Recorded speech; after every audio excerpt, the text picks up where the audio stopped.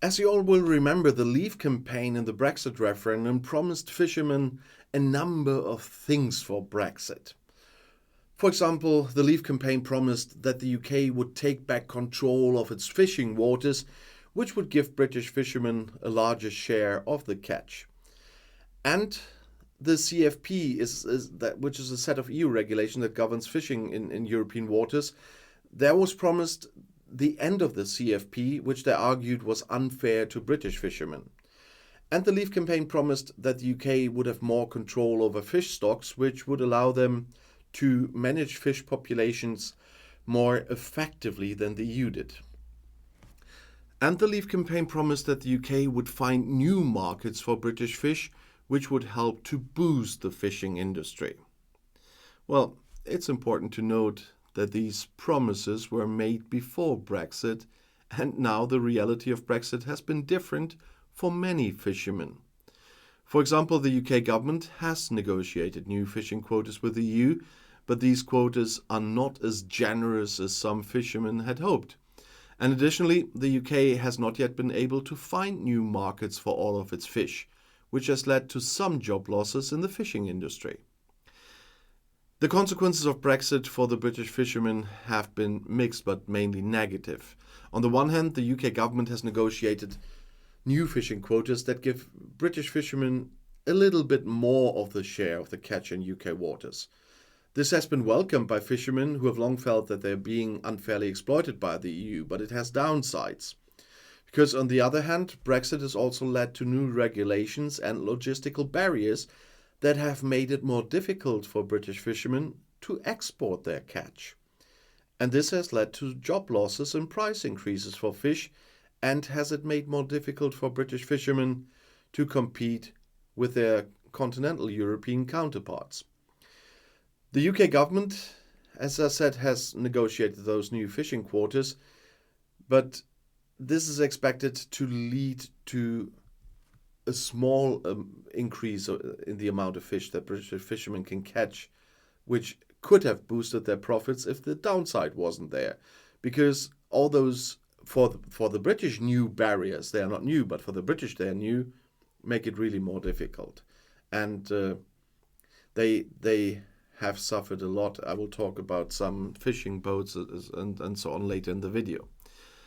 British fishermen will no longer have automatic access to EU markets after Brexit, because this led to a loss of sales for British fishermen, as they will have to find new markets for their catch because of phytosanitary regulations.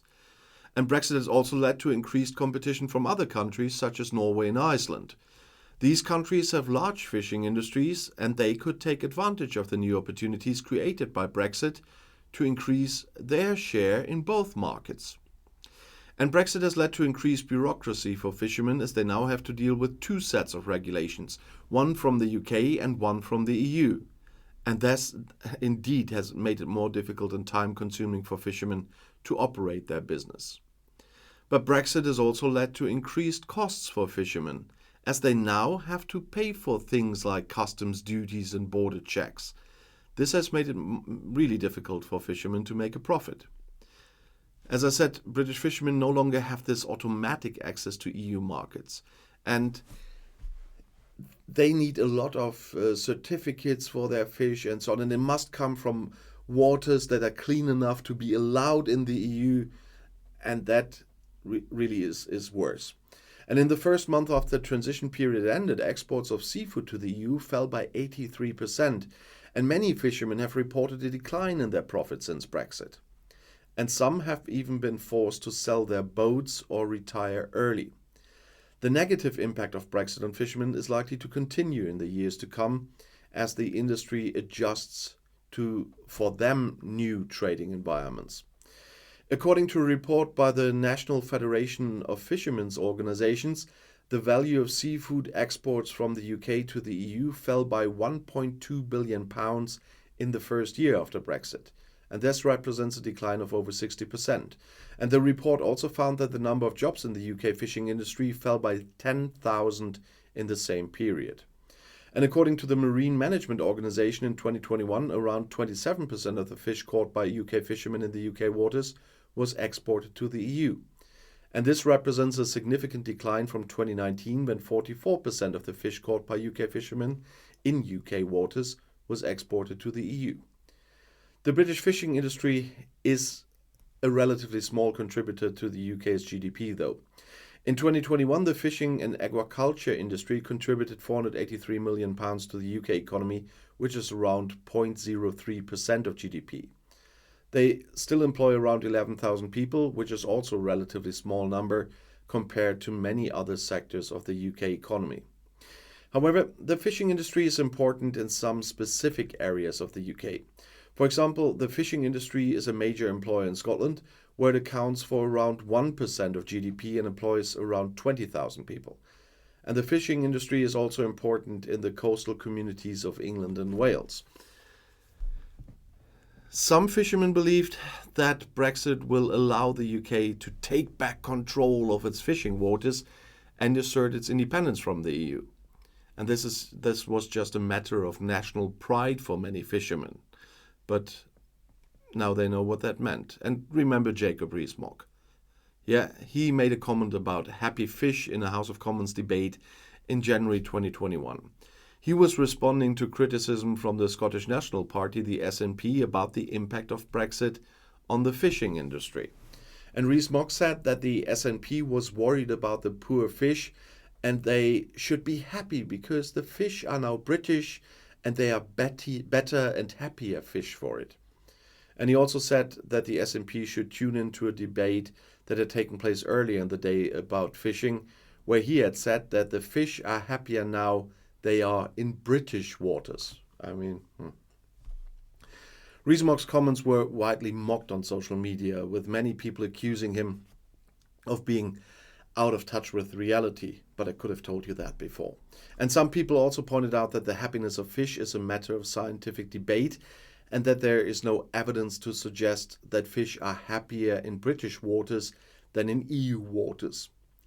And the SNP responded to Rees-Mogg's comments by saying that he was detached from reality and that his fishy comments were a sign of his utter contempt for fishermen and their communities. And Rees-Mogg's comments about happy fish have been used to illustrate his lack of understanding of the fishing industry and his tendency to make insensitive and out-of-touch comments. They have also been used to highlight the divisions between the UK and the EU over fishing, which has been one of the most contentious issues in the Brexit negotiations. But Jacob Rees-Mogg, on the other hand, or Mogg, is Mogg, yeah. Just one fine example of the political elite in the Tory party, or do I have to say in the UK, and their detachment from reality and from the problems of the little people out there. I mean, a lot of people are always making fun or making very harsh arguments against Angela Merkel, but there was one thing she was very well known for. Even as a chancellor that needs a lot of protection, blah, blah, blah, with everything that was going on, she was still always doing her grocery shopping herself in a normal supermarket. I don't think that Jacob Rees-Mogg has any clue what the prices in the supermarket are at the moment. Well, nevertheless, if you want to know more about Brexit, or I will even talk a bit about Dexit tomorrow, but that will be tomorrow. That will not be in the end screen yet, so you have to do with one of those videos. And I'll see you in my next video. I'll be back.